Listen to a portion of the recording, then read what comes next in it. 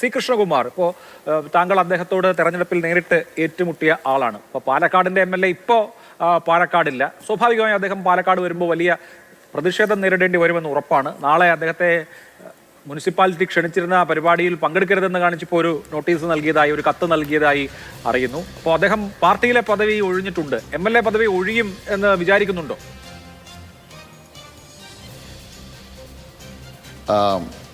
Shri Abhilash, youth കോൺഗ്രസിൻ്റെ സംസ്ഥാന president സ്ഥാനം തുടരണമോ വേണ്ടയോ എന്നുള്ളതെല്ലാം അത് അവരുടെ ആഭ്യന്തര പ്രശ്നമാണ്.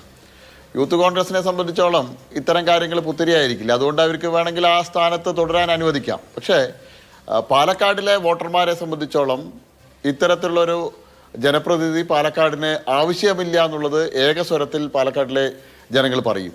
കാരണം ഇത് കോൺഗ്രസ്സുകാരെ വളരെ ബോധപൂർവം ഇത് അറിഞ്ഞില്ല എന്നടിക്കുക.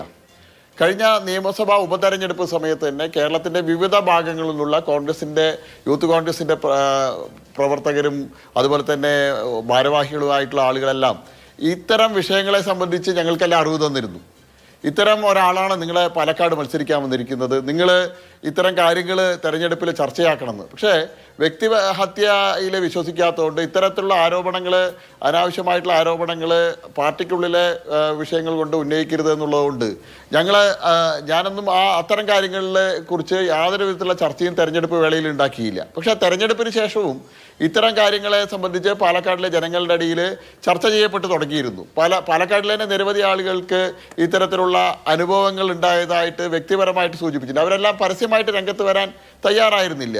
പക്ഷേ ഈ കോൺഗ്രസിൻ്റെ നിലപാടാണ് ഏറ്റവും അത്ഭുതകരം. ഇത്രയേറെ ആളുകൾ പരസ്യമായിട്ട് രംഗത്ത് വന്ന് പറഞ്ഞിട്ട് കോൺഗ്രസിൻ്റെ നേതാക്കന്മാർ പറയുന്നത് കോൺഗ്രസിന് പരാതി കിട്ടിയിട്ടില്ല, പരാതി കൊടുക്കട്ടെ എന്ന്. ഒരു ധാർമ്മിക ബോധമുള്ള പാർട്ടിയാണെങ്കിൽ കോൺഗ്രസ് എന്താ ചെയ്യേണ്ടത്? ഇത്തരത്തിലുള്ള ഒരു ജനപ്രതിനിധിയെ തുടരാൻ അനുവദിക്കരുത്.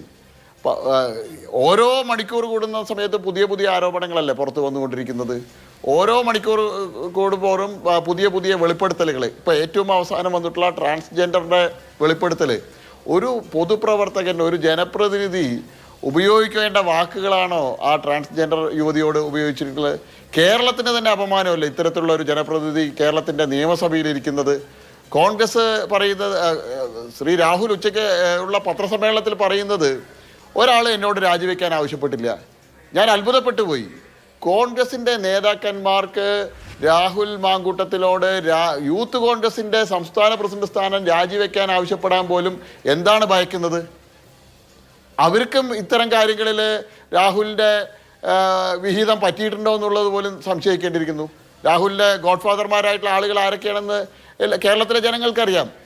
ഇത്തരം ഗുരുതരമായിട്ടുള്ള ആരോപണങ്ങൾ വരുന്ന സമയത്ത് സ്വാഭാവികമായിട്ടും ഒരു ഉത്തരവാദിത്തപ്പെട്ട രാഷ്ട്രീയ പാർട്ടിയുടെ സംസ്ഥാന അധ്യക്ഷനോ അല്ലെങ്കിൽ മറ്റ് പ്രധാനപ്പെട്ട നേതാക്കളോ ഇത്തരം ആരോപണ വിധേയരായിട്ടുള്ള ആളുകളോട് രാജി ആവശ്യപ്പെടാറുണ്ട്. പക്ഷേ ഉച്ചയ്ക്ക് 1:30 മണി വരെ രാഹുലിനോട് ഒരാളും ഇതിനെക്കുറിച്ച് സംസാരിച്ചിട്ടില്ല, ഒരാളും രാജി ആവശ്യപ്പെട്ടിട്ടില്ല, അല്ലെങ്കിൽ വിശദീകരണം ചോദിച്ചിട്ടില്ല എന്നാണ് പറയുന്നത്.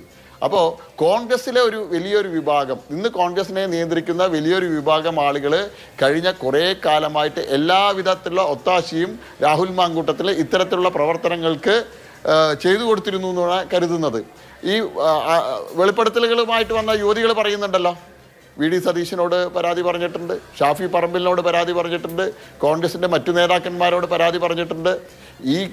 ഇതിൽ കൂടുതൽ എന്ത് പരാതിയാണ് കോൺഗ്രസിൻ്റെ നേതാക്കന്മാർക്ക് ആവശ്യമുള്ളതെന്നാണ് ഞങ്ങൾക്കറിയാത്തത്.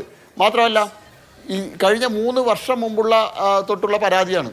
അപ്പോൾ അതിനിടയിൽ അദ്ദേഹത്തെ യൂത്ത് കോൺഗ്രസിൻ്റെ സംസ്ഥാന അധ്യക്ഷനാക്കുന്നു, പാലക്കാട് നിയമസഭാ ഉപതെരഞ്ഞെടുപ്പിൽ മത്സരിപ്പിച്ച് MLA ആക്കുന്നു.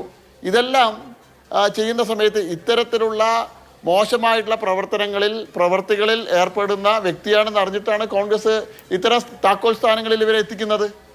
ആ ഒരു യുവതി വെളിപ്പെടുത്തിയത്, പരാതി കൊടുത്താൽ എനിക്കൊന്നുമില്ല, ഒന്നും സംഭവിക്കാൻ പോകുന്നില്ല. അപ്പോൾ ഒരു MLA എന്നുള്ള സ്ഥാനത്ത് എത്തുമ്പോഴേക്കും, യൂത്ത് കോൺഗ്രസിൻ്റെ സംസ്ഥാന അധ്യക്ഷൻ ആവുമ്പോഴേക്കും ഒരു യുവതിയോട് ഇത്തരത്തിലുള്ള ഭീഷണി സ്വരത്തിൽ പറയുന്ന ആള് നാളെ കേരളത്തിലെ സുപ്രധാനമായിട്ടുള്ള സ്ഥാനങ്ങളിലെത്തിയാൽ കേരളത്തിലെ തെരുവുകളിൽ സ്ത്രീകൾക്ക് നടക്കാൻ പറ്റാത്ത സാഹചര്യം ഉണ്ടാവില്ലേ? ഇത്തരത്തിലുള്ള ആളുകളാണോ പൊതുപ്രവർത്തന രംഗത്ത് വരേണ്ടത്? ഇത്തരത്തിലുള്ള ആളുകളാണോ പൊതുപ്രവർത്തന രംഗത്ത് ഉന്നത സ്ഥാനങ്ങളിൽ വരേണ്ടത്? കോൺഗ്രസിനെ സംബന്ധിച്ചോളം കോൺഗ്രസ് ഇപ്പോൾ തൽക്കാലം ഒരു യൂത്ത് കോൺഗ്രസിൻ്റെ സംസ്ഥാന അധ്യക്ഷൻ്റെ സ്ഥാനത്ത് നിന്ന് മാറ്റിയത് കൊണ്ട് മാത്രം ഈ പ്രശ്നങ്ങൾക്ക് പരിഹാരമാവുന്നില്ല. കോൺഗ്രസ് ധാർമ്മിക ബോധമുള്ള പാർട്ടിയാണെങ്കിൽ ചെയ്യേണ്ടത് MLA സ്ഥാനം രാജിവെപ്പിക്കാൻ രാഹുൽ മാങ്കൂട്ടത്തിലെ കൊണ്ട് രാജിവെപ്പിക്കുകയാണ് ചെയ്യേണ്ടതെന്നാണ് ഞങ്ങളുടെ അഭിപ്രായം. MLA സ്ഥാനം രാജിവെക്കണം എന്നുള്ളതാണ് BJP യുടെ ആവശ്യം.